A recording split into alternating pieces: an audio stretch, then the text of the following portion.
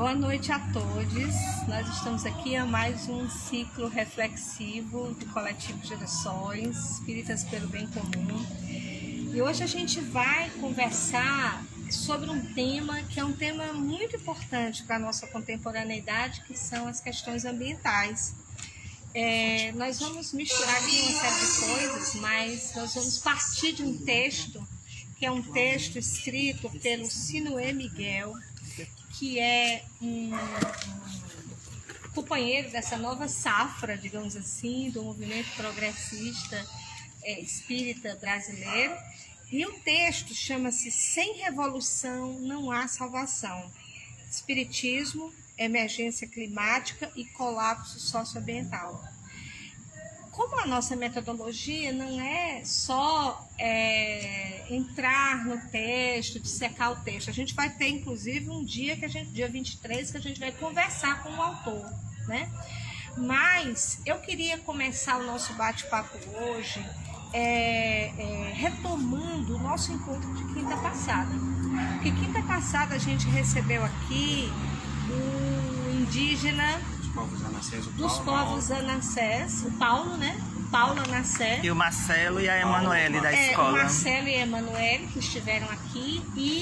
E o que tem a ver a gente começar hoje retomando quinta passada, né? Quer dizer, o que tem a ver a situação dos povos indígenas no Ceará e no Brasil com as questões socioambientais, a emergência climática, né? O colapso que se avizinha, o colapso socioambiental que se avizinha. Acho que a gente podia começar por aí, fazendo essa conexão. O que vocês acham? O que tem a ver? Foi muito interessante. Boa noite, né, a todos que estão assistindo. E serão bem-vindos a esse ciclo. Apesar da gente estar fazendo as transmissões, é muito interessante que vocês possam, sempre que possível, estar presentes aqui conosco, para que a gente possa trazer esses temas discutindo e refletindo juntos. E esse link que realmente a Lídia está trazendo, do que a gente viu da fala dos meninos, né, na semana passada, para o tema de hoje, a primeira coisa que nos salta aos olhos é que esse colapso socioambiental, esses povos já estão vivendo isso há muito tempo, há décadas, né, há séculos. E na fala desses representantes dos povos anassés, eles nos trouxeram, porque, lógico, o mote de trazer a problemática dos Yanomamis, que é uma coisa que tem sido explorado de forma bastante importante na mídia, no mundo inteiro, mas na situação que a gente vive aqui no nosso estado, a relação deles com o rio e como isso está relacionado com a questão não só da questão da sobrevivência deles, mas da história, do simbolismo, das questões espirituais, e como que o desenvolvimento econômico, inclusive ali granjeado pelo próprio estado, né, do nosso estado, do Ceará, tem forçado com que haja um processo de esvaziamento das suas águas, que haja uma ofensa aos seus povos, às suas condições, ao ponto que foi um dos temas que eles mais trouxeram, de serem negados a eles, inclusive, a possibilidade de ter uma estrutura educacional formal, mas com o aspecto da cultura indígena colocada, e essa dificuldade para poder ter uma escola funcionando, né? Então, assim, o que eles trouxeram nos sensibilizou bastante, porque a maior parte de nós não tinha conhecimento não só da questão dos anassés, mas de todos os outros povos, né, de todas as outras nações aqui do nosso estado que têm sofrido com isso, né? O Negrão até trouxe e vai fazer essa contribuição também, como que não é recente quando o interesse do capital, o interesse da industrialização manufatureira e dos interesses de extração da terra desrespeita todos esses povos, colocando eles como obstáculos. E por final a gente terminou mostrando que na questão dos militares em relação aos povos amazônicos, às nações amazônicas, isso é algo que tem sido trazido desde pelo menos, né, institucional, da década de 60 e 70. A ideia de ter os povos indígenas que deveriam ser considerados como defensores da terra, mas o papel deles não é ser defensores da terra, são povos, mas que também cumprem, porque sua relação é com a natureza dessa forma, mas eles são tidos como obstáculos para esse progresso. E por essa forma, na cultura e no pensamento dessas pessoas, eles precisam ser demovidos senão eliminados, para que o progresso aconteça, né? Eu colocaria, a primeira coisa que eu colocaria, quer dizer, o Elber colocou bem a questão da relação, né, do capital, natureza, povos originários, povos indígenas. A primeira questão que eu coloco vem da fala dele, o desenvolvimento econômico. Eu tenho uma crítica séria nisso, porque a gente não pode considerar desenvolvimento econômico quando qualquer povo é excluído do fruto da produção econômica. Esse desenvolvimento. Para que então, isso desenvolvimento? Então, eu acho que a gente poderia colocar com mais propriedade que é um crescimento econômico onde o benefício é muito selecionado e cada vez mais selecionado. E as pessoas que estão ao redor desse sistema são extremamente prejudicados. E daí eu estou falando dos povos originários. E as pessoas que estão dentro desse sistema, mas nas condições mais baixas, são extremamente explorados e não participam dessa produção, participam precariamente, que mal poderíamos dizer, mal conseguem fazer a própria reprodução do capital trabalho, né? E que é cada vez mais substituído pelo, aí usando o termo marxista, né? Pelo capital trabalho acumulado, porque a tecnologia, o desenvolvimento, a gente chegando na indústria 4.0, que é uma indústria, só para lembrar, é uma indústria que vai trabalhar no escuro, quer dizer, totalmente robotizada, totalmente, não tem, o processo todo passa, não tem mão de obra ali trabalhando na manufatura. Tem algumas pessoas trabalhando na inteligência, né, da programação da produção. Então, é um sistema cada vez mais excludente.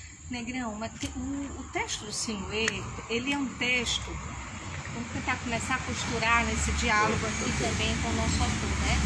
Que ele faz primeiro um panorama, que é um panorama moderno, do que a modernidade trouxe. Ele começa o texto falando um pouco do espiritismo, né? E dizendo que o espiritismo, ele é um conhecimento que surge na modernidade, assentado nas bases da modernidade. E isso coloca para a gente assim, algumas ferramentas, né? Porque ele vai dizer assim, que historicamente sempre houve uma aliança entre política e religião e a modernidade separou religião e política, né? A Idade Média inteira foi costurada a partir da perspectiva da intervenção da religião no Estado. A própria religião organizava a vida social por inteiro. E vice-versa. E vice-versa não, era mais da religião para a sociedade, controlando, né, a vida social. E claro, há uma adesão da sociedade a essa religião. E quando chegou a modernidade, que a modernidade apareceu com uma perspectiva e um discurso que é da laicidade, da perspectiva de separação, né, entre a igreja e o Estado, etc. Enfim, isso, de algum modo, deu uma falsa ideia de que, para nós espíritas e para os espíritas, de que religião e política pudesse estar separado. quando na verdade não está. Ela não está porque a gente precisa pensar o nosso engajamento ético, como espíritas, né? E a própria proposta espírita. Mas ele começa o texto trazendo um pouco essa discussão, mas depois ele começa a descrever o que traz a modernidade. Uma proposta civilizatória moderna, baseada neste progresso que o Negrão falou há pouco, né? Baseado na indústria, numa perspectiva de um domínio da natureza. Estou me lembrando aqui do texto que está lá no livro O Ponto de Mutação. O Fritjof Capra traz uma citação, que é uma citação de Francis Bacon, quando o Bacon vai dizer assim que o conhecimento precisa acossar a natureza e levar aos seus caminhos, praticar libelos, assim, como se associando inclusive a natureza como fêmea, como mãe, e a queimação das bruxas, né? A Inquisição e do modo como a Inquisição tratavam as mulheres que eram consideradas bruxas. Luiz, só deixa eu fazer uma pergunta para você, para fazer essa. Ele, no início do texto, ele traz essa questão dessa percepção de colapso, de incômodo, né? O esgotamento. Faz um paralelo, porque o espiritismo nasce no século XIX, quando a gente vive um casamento com a ciência, um deslumbre com a tecnologia moderna, esse novo moderno, com essas ciências que resolveram todos os problemas da humanidade. E a população naquela época não tinha essa sensação de esgotamento, de colapso que a gente tem. Não. Então faz um paralelo com esse esgotamento que ele descreve hoje, né? Ao contrário, o que se tinha era um otimismo à modernidade. E, de algum modo, os espíritas daquele tempo também. Por quê? Porque você estava destronando o mundo das trevas. Vamos lembrar aqui que a Idade Média era um mundo dominado pela religião. Dominado pela religião. Então, você tinha uma ideia de progresso como algo bom, como algo positivo. É claro que, num dado momento, o próprio Kardec, né, no Livro dos Espíritos, os Espíritos vão dizer para Kardec que o progresso moral não era a mesma coisa de um progresso tecnológico, o progresso que estava vindo ali. Os Espíritos também nos alertam sobre isso. Mas o que está em questão é que se construiu um modelo civilizatório para a modernidade. E esse modelo civilizatório, que era baseado na indústria, na dominação da natureza, na implementação do capitalismo, ele se desenvolveu, tem 200 anos isso. E esse modelo é quem está em colapso. Por quê? Porque, aí ele vai apontando no texto. Ele fala dos eventos extremos, eventos climáticos extremos. Ele fala da alteração do nível dos oceanos, do aquecimento global, etc. Então, assim, essa consequência que deu, né, que faz com que o homem dominasse a natureza, e porque ele domina a natureza, nós vivemos no tempo do antropoceno. Aí ele usa esse conceito. É muito interessante a gente pensar esse antropoceno, esse conceito de antropoceno, porque isso tem a ver com a vinda dos indígenas aqui, do povo Anassé. Por quê? Porque a modernidade desconectou o homem da natureza. E essa desconexão do homem com a natureza fez com que ele dominasse a natureza e dali ele fosse essa pessoa que vai estar dizendo ele, né? Dizendo essa filosofia. Eu colocaria até eu vou procurar pegar as falas assim, colocar, pelo menos colocar dentro de uma reflexão que eu tô pensando aqui em termos mais econômicos. Dentro de termos mais econômicos, porque quer queira, quer não, a gente está falando muito da questão econômica, que ela tem muito a ver com a questão ambiental. Em primeiro lugar, o capitalismo está aí com entre 200 e 300 anos, é a hora que ele está começando a se desenvolver. Ele é até um pouquinho antes, mas ele começa a se desenvolver aí entre 200 e 300 anos atrás.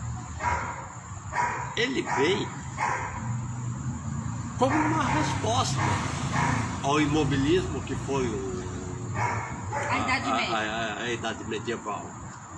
Então, ele tem uma outra dinâmica onde ele traz esperança. Não podemos negar que o início do capitalismo traz uma esperança para a humanidade. Olha, nós estamos avançando e estão avançando mesmo. A questão é o que vem depois. Olha, o capitalismo vai aumentar a produção e nós todos vamos ser mais felizes. Né? Nós todos vamos ser mais felizes porque nós vamos ter muito mais coisas aqui para fazer, tal, e não importa que na época do advento do Espiritismo, era comum se trabalhar 18 horas por dia. Era mais comum, aliás, trabalhar 18 horas por dia, onde trabalhadores dormiam embaixo da máquina, né? E chegavam lá, eram chicoteados para acordar e trabalhar, sabe? Não importa, então ficavam lá, você não está cansado, é hora de trabalho, não é? E nós vivenciamos isso junto com o advento aí, não é? Isso não é longe, não é dentro do capitalismo. O que ele traz quando entra na questão ambiental? Ele faz parte do próprio capitalismo explorar o que tem na natureza para melhorarmos a produção. Olha, nós precisamos produzir. Mas isso não é uma falácia, Negrão? Veja bem, ele não é falácia, porque aí eu não posso dizer que os primeiros pensadores capitalistas, mesmo os pensadores, estou falando dos pensadores, não estou nem falando dos executores, eles não tinham noção de que a natureza ia se destroçar de tal forma como está hoje. Hoje nós estamos num colapso climático. Sim, porque eles estavam assentados em outros paradigmas. E o paradigma principal... Achando que, não, isso aí não tem fim, Mas a gente tem que entender, o paradigma, só um minutinho, é o principal de separação entre o homem e a natureza. Sim, é esse paradigma que a gente precisa hoje recuperar. Tá? Não, mas a separação não é nem separação. Olha, a natureza vai estar a serviço da produção. Dominação. Ela está a serviço. Então, o que precisar tirar da natureza, nós vamos lá, tiramos e pronto. Né? Ela é separação também, porque a partir do momento que você diz a natureza, se coloca distante, né? E não como um elemento pertencente à cadeia natural. Que nós somos então, natureza. Somos algo à parte que vai explorar a natureza. Mas os originários sabem disso. Então, mas há uma ruptura aí, e eu acho que as revoluções, né, trazem coisas novas, mas elas podem também em algum momento, né, afetar o velho, né, numa tentativa de achar que tudo o que é o novo substitui o antigo. Então, nesse período do século XIX, é quando nasce o Espiritismo e toda a influência do Iluminismo e quase um totalitarismo da ciência sobre os outros conhecimentos, né, na tentativa de iluminar a Idade Média, há também um apagamento de conceitos de mundo e de natureza de povos originários, que vai repercutir na maneira como nós vamos lidar com o mundo, com a exploração do mundo. E como esses povos são identificados com a natureza, também podem ser destruídos. Os povos originários, um elemento, uma árvore, uma pedra, né, vegetal, um rio, né, ele tem uma concepção de sagrado. A ciência tira a sacralidade, né, da natureza para se tornar um objeto de exploração. Então, E nós, dentro do conceito espírita, aí a gente precisa revisitar o conceito espírita quando fala do princípio espiritual em todas as coisas, para a gente entender qual é a importância que a gente está dando a esse modelo exploratório. Porque nos parece, né, e visitando alguns textos, que o mundo cristão ocidental é onde exatamente há a maior destruição da natureza. Então, eu acho que não é só o mundo ocidental, não. Tá não, indo, mais se nós revisitarmos, né, hoje, e com a expansão da China, né, a Índia em algum momento, mas quem começa o lastro destruidor no mundo, colonizando e invadindo terras nas Américas, na África, é o ocidental cristão. Então esse cristianismo, em algum momento, uma leitura que nós fizemos do cristianismo, das bases cristãs, não nos deu em algum momento elemento para a gente pensar o mundo natural de forma diferente. Então quando a gente chegava, né, a gente chegava na concepção do colonizador e encontrava, né, povos protegendo a natureza porque a tinha como irmã, e a gente vinha com um conceito de catequizar, a gente colocava todo aquele conhecimento à parte porque nos interessava explorar a natureza, né? Então isso é de pensar hoje, para nós, e aí eu acho que porque estamos num grupo espírita, né? Então para além dos fatores econômicos, como é que a gente pensa, né, este mundo a partir da base espírita? O que a base espírita nos traz para pensar, né, os rios, para pensar as florestas, para pensar tudo isso? Diante dos fatores econômicos, está claro. Eu acho que a gente precisa revisitar os textos e talvez provocar algumas discussões por intermédio, né, do dispositivo de pesquisa mediúnica, para a gente entender melhor, né, essa imersão do espírito dentro desses elementos naturais.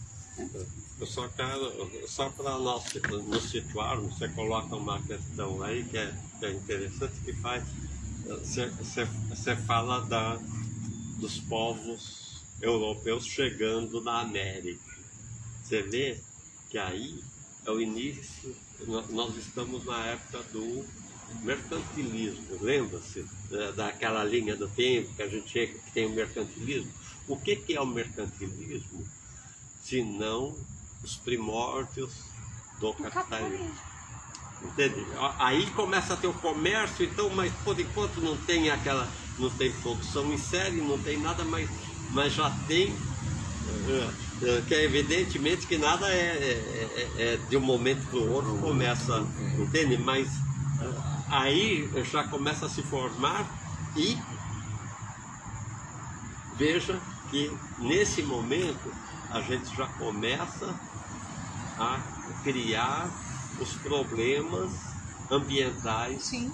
Por quê? Porque vai lá, não, vamos arrancar o ouro, vamos tirar a prata, vamos tirar isso, vamos levar para lá, e os povos que vão sendo encontrados nos novos continentes, não, esses povos aí a gente vai, para começar, as próprias doenças que eles trazem já faz o serviço, o maior serviço, né? Quer dizer, porque o projeto colonial, não só do século XVI, como do século XIX, da qual o capitalismo se viu vinculado, não há capitalismo sem colonialismo, gente. Não há.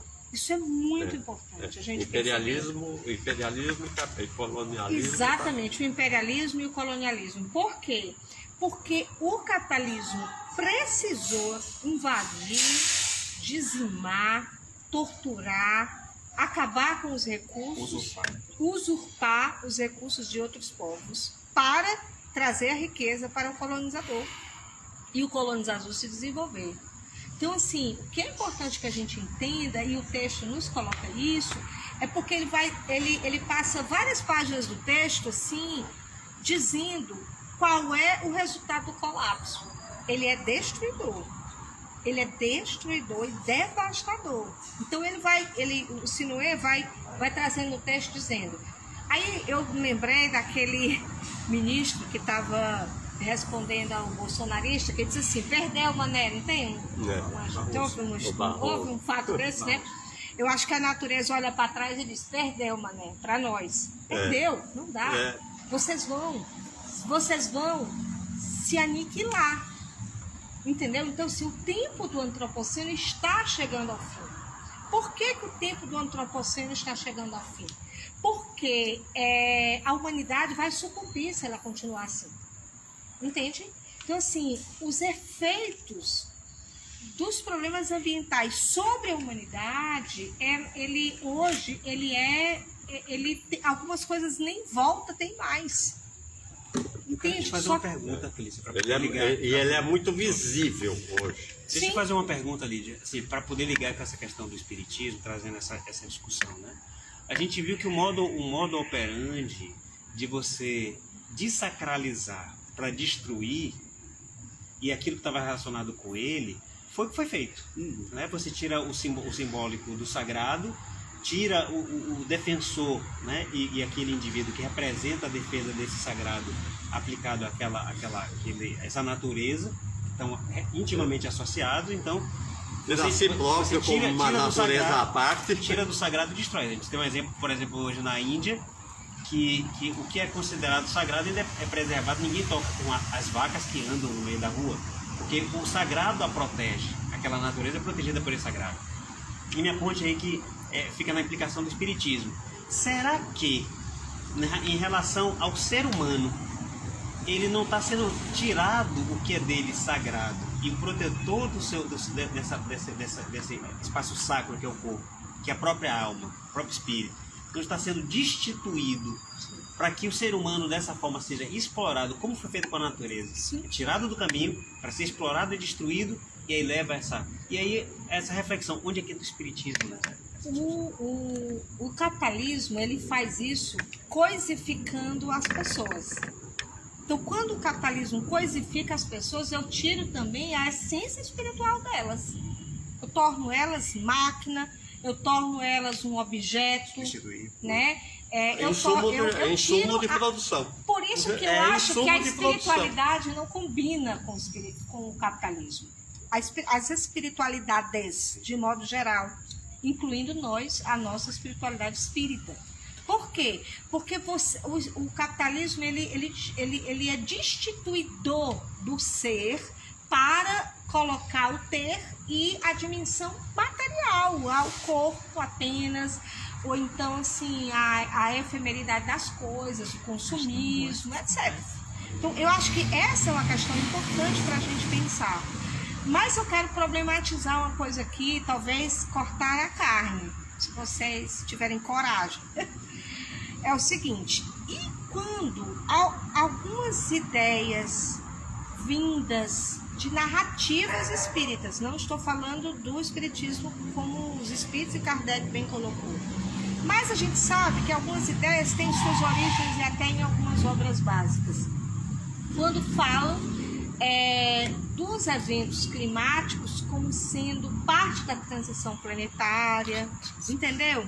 Quando vai dizer que isso é para que o mundo de regeneração ocorra, para que haja desencarnes em massa, esse tipo de coisa. A pandemia foi necessária. A pandemia foi necessária. Imagine, quase 700 mil pessoas, é importante que elas morram, né?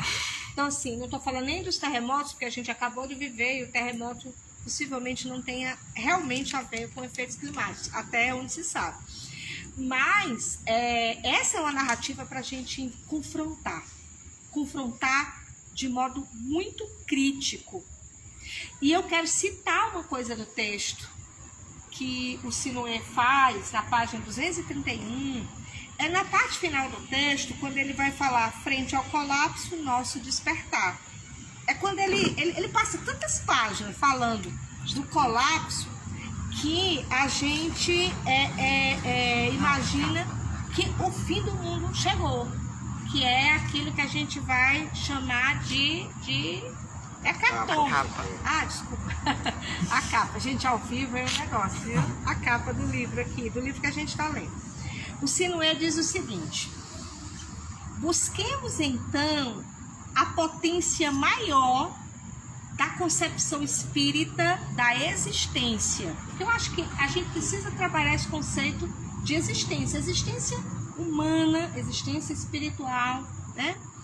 É belíssima e rica em consequências a ideia de que somos seres co-criadores do universo, que intervém criativa e destrutivamente da realidade. A gente cria, mas também a gente pode destruir. De algum modo, participamos da natureza de Deus. Tudo está conectado. O princípio material, o princípio espiritual, ambos devidamente originários, fecundados e guiados evolutivamente. Com essa visão cósmica, não podemos, sob nenhum pretexto, nos furtar as nossas responsabilidades. Então, gente, desculpa aí, mas dizer que Deus está no comando, que Jesus está no leme, eu queria só fazer um comentário. Assim, a gente precisa, no meu entendimento, né, lembrar que não existe um efeito moral nos grandes eventos. A gente também não pode achar que, porque é a nossa vez, que nós vamos ter qualquer privilégio de isenção. Ciclos de grandes extinções aconteceram e vão continuar acontecendo. Só que dessa vez ela está acontecendo pela força humana. Calma, peraí. É isso que os ambientalistas estão dizendo. Assim, eu penso o seguinte, assim, as espécies que passaram pelos outros 4, 5 ciclos anteriores, elas não tinham implicação moral, nem contribuíram, né, para que você tivesse um agravamento, ou nem tampouco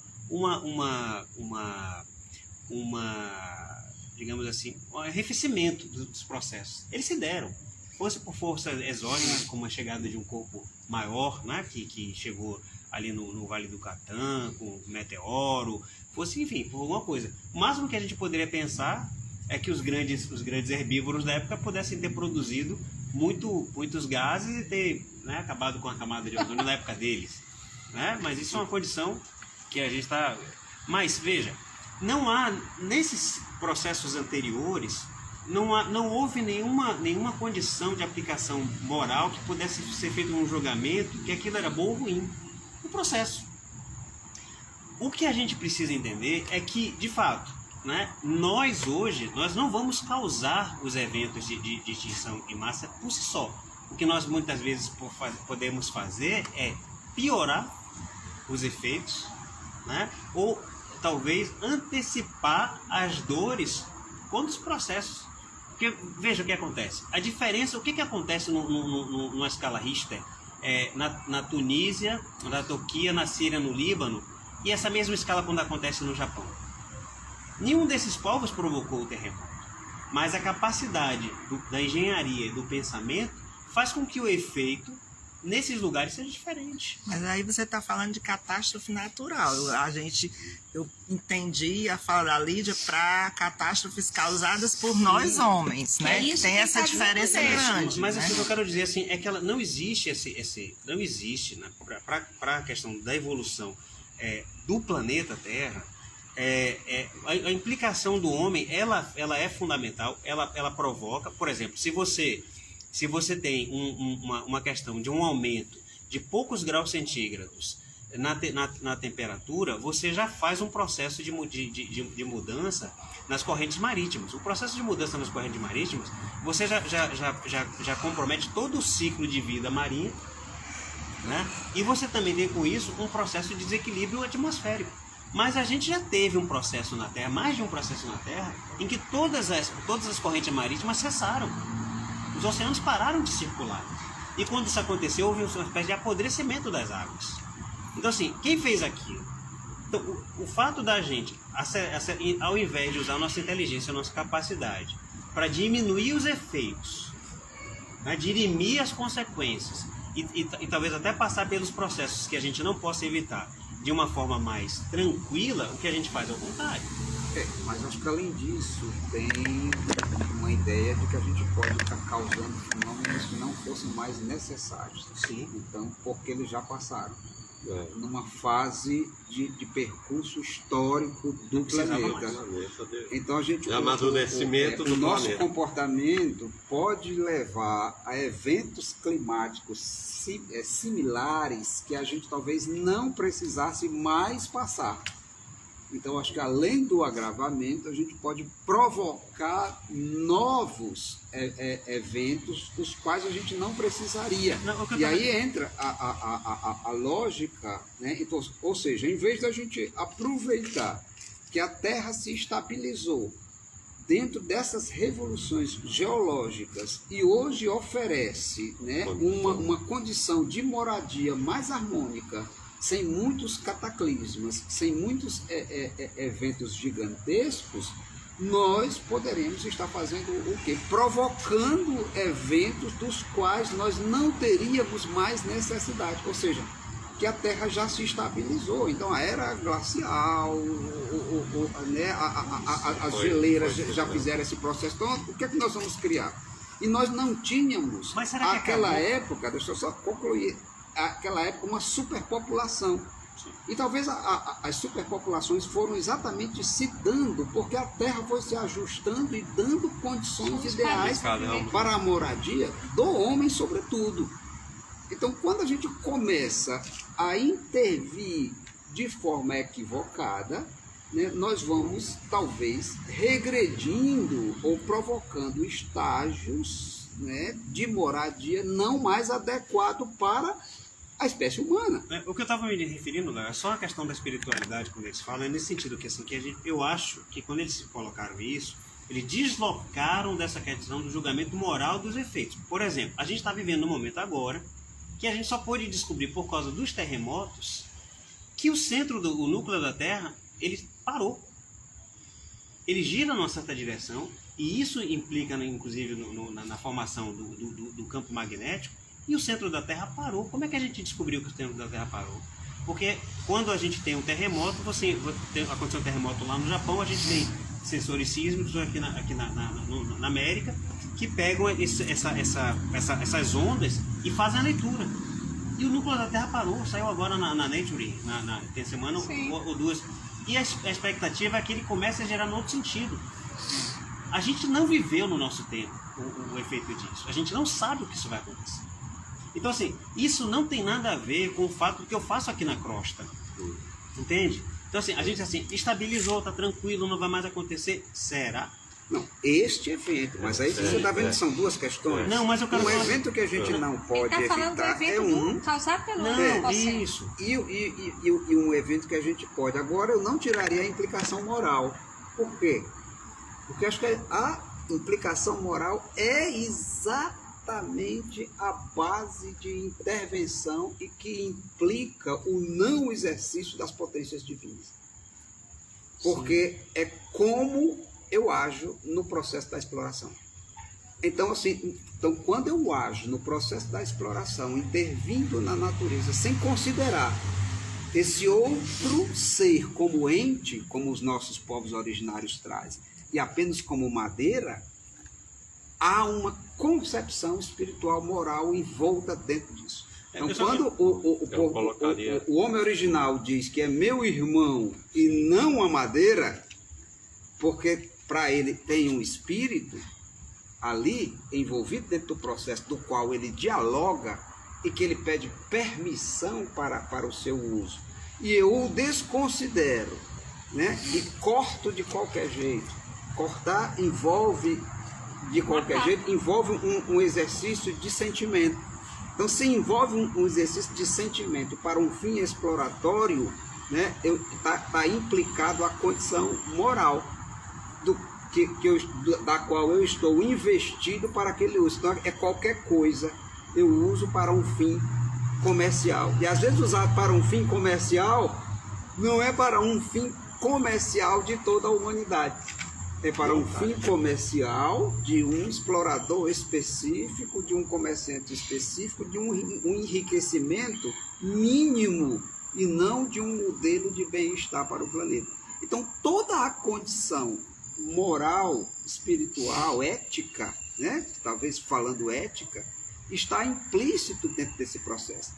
Então, o que eu não consigo ler, e que talvez a gente precise revisitar, é que obrigatoriamente isso não vem como um processo de punição divino. É isso que a gente tem que superar. E não dá salvo-conduto para agir de forma exploratória e destrutiva. Agora, a consequência, a culpa está implícita a partir de Jesus dizer assim, quando eu sei, né? Quando eu sei, não precisa um punidor, né? Que a gente precisa revisitar os textos espíritas, porque a gente os lê, mas aí sim a nossa mentalidade ainda é medieval, é esperando ou a punição de Deus ou esperando a punição de espíritos superiores, quando a punição está implícita pela própria consciência, porque os espíritos vão nos esclarecer que as leis universais, morais, estão na nossa consciência. Então, quando dentro dessa atitude exploratória eu passo por cima dessas leis interiores, né, o processo punitivo já tem consequência imediata, porque há um conflito. Isso que eu disse que não é uma punição. Deixa eu colocar uma coisa que é o capitalista ele pode ser cínico na questão do sagrado. Quando eles quiseram vender carne para os muçulmanos, eles fizeram no processo de abate dos frangos todo um cuidado de fazer o abate em determinado horário, apontado para determinada direção, porque o sagrado era interessante para poder vender. Então, assim, ele pode ser cínico nesse processo de sacralização. Sim, Negrão. Eu colocaria uma questão simples, que é moral também, pelo seguinte, falando em termos de humanidade. A humanidade está explorando a natureza em geral de forma irresponsável. E nós, como humanidade, pagaremos por essa irresponsabilidade, por essa imoralidade que estamos cometendo. Então nós temos que pensar, olha, nós estamos sendo irresponsáveis, né? Considerando a humanidade, porque evidentemente que quando começa a segregar, né, tipos de elementos humanos, a gente vai ver que uns têm muito mais responsabilidade do que outros. Chega ao ponto de ter alguns que não têm. A gente não pode pegar e imputar uma responsabilidade numa população originária que está lá lutando para manter a terra como na sua essência. Então, sim. Mas como a humanidade como um todo, a gente está nessa situação. E aí passa por questão de poder e por tudo. Isso tem a ver com uma questão de paradigma. Isto é, qual é o modelo hegemônico e os modelos contra-hegemônicos. Por quê? Porque há o modelo hegemônico no sentido de que o capitalismo cerca-nos, né, de uma cultura, de um jeito de viver, de um jeito de ser, e que coloca... E que está no poder, e que determina como que devemos viver. Exatamente. Então, a gente precisa pensar o paradigma, digamos assim, cósmico, ecológico, como contra-hegemônico. Por isso ele é revolucionário. Sim, por isso que o título do texto é muito provocativo quando ele diz: sem revolução não há salvação. De que revolução falamos? Não é só revolução política, é uma revolução ambiental. Consciencial. Em todos os níveis, ecológica. E a gente pega o termo eco aí de tudo que está junto. Né? O eco aí consciencial mesmo. Mas consciencial no sentido de uma consciência nova. De uma nova consciência. De uma nova consciência. E dessa consciência, para terminar o trecho que eu estava lendo, que eu achei muito bacana, ele diz assim: Precisamos parar de pensar em Deus como uma entidade absolutamente externa a nós, que pode intervir a qualquer momento para nos salvar das desgraças que nós mesmos produzimos, ou ainda para intervir como agente de uma espécie de justa destruição punitiva, supostamente restauradora da ordem, levando os maus desse mundo por insondáveis mecanismos de cirúrgica de seleção, numa redição camuflada do vingativo juízo final. Por que Deus, a gente não pode pensar de Deus externo a nós? Porque Deus está em nós. E nós precisamos também essa reconexão com o divino, entende?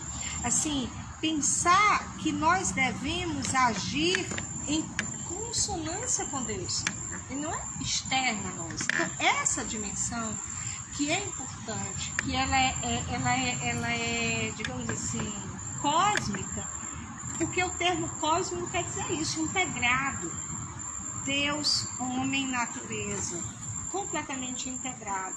E nós dessacralizamos o mundo. Essa foi a proposta da modernidade, porque nós achávamos que ela nos levaríamos ao avanço, o avanço da racionalidade, o avanço da humanidade. Só que aí a humanidade, o que era antropocentrismo, a gente trabalha agora com o conceito de antropoceno, porque ele dominou o mundo e ele transformou o mundo como se fosse seu, desconectando-se da natureza e entendendo que ela tem seus próprios mecanismos. E traz consequências que nós estamos vivenciando. Agora, exatamente. Então, assim, a gente está se encaminhando para o final, né? Então, a gente pode já instigar aqui algumas coisas que vão nos levar para o próximo encontro, quinta-feira, porque o nosso próximo encontro de quinta, ele pede de nós uma resposta vivencial, experiencial, prática. A gente já pode ir imaginando, e aí eu já faço convite, venham quinta-feira para cá, porque nós vamos experienciar e vivenciar. E essa experiência e vivência é que mora o projeto de transformação. A gente não pode esquecer que esse livro é um livro que tem no seu título, né, projetos de transformação. Porque a gente imagina sempre o mundo fora de nós, a natureza fora de nós, Deus fora de nós. Então, como é que a gente traz isso para nós? A nossa própria responsabilidade, mas também como é que a gente cria modelos contra-hegemônicos do capitalismo.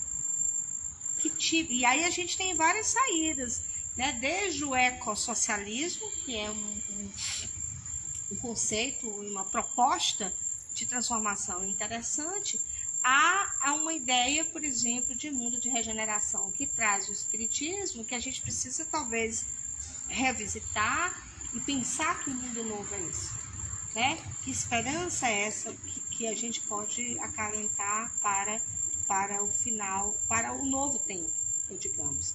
Porque o que o Sinué coloca é que nós vamos ter, se a gente não barrar esse processo imediatamente, processos de falta de alimento, escassez de água, escassez de alimento, a gente já está vendo isso, em que a humanidade, os mais pobres vão sofrer mais, né?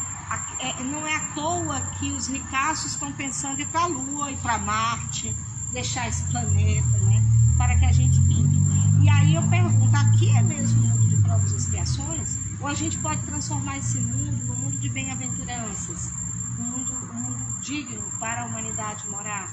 Então, a gente precisa revisitar alguns conceitos e até chavões que a gente tem, às vezes, dentro da leitura espírita e pensar que esse mundo, o projeto para este mundo, o projeto para o planeta Terra e a sua continuidade como um mundo, né, como um mundo com a sua proposta para os novos espíritos que aqui habitarão, né?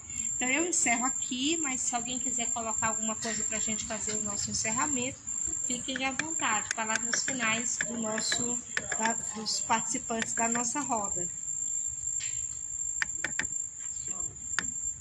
boa noite e venham quinta-feira. Se puderem, venham para cá que vai ser interessante o vivenciar de quinta-feira. É isso. Elber, Léo, querem dizer mais alguma coisa? Boa noite, estou muito satisfeito, foi um prazer estar aqui e verei outras vezes. É só lembrar que a proposta desses estudos é justamente isso. A cada semana, vivenciar o texto de uma forma diferenciada, né? Como a Lídia falou, agora vai ser com a experiência. A gente tem a possibilidade, como teve no encontro anterior, de diálogo com o autor do texto, né? Não sei se a gente vai conseguir fazer isso nesse mês, vai conseguir, estar confirmado. Então, também vivenciar o texto nessas reflexões, dialogando com o Espiritismo, experimentando e dialogando com o autor. A gente pretende fazer isso com todos os capítulos e assim desenvolver esses ciclos reflexivos. Fica o convite para todos. Boa noite. Então, boa noite a todos. Fiquem em paz, paz e bem para todos. Até próxima quinta. Este foi o nosso nossa roda de conversa, ciclo reflexivo do coletivo Girassóis Espíritas pelo Bem Comum.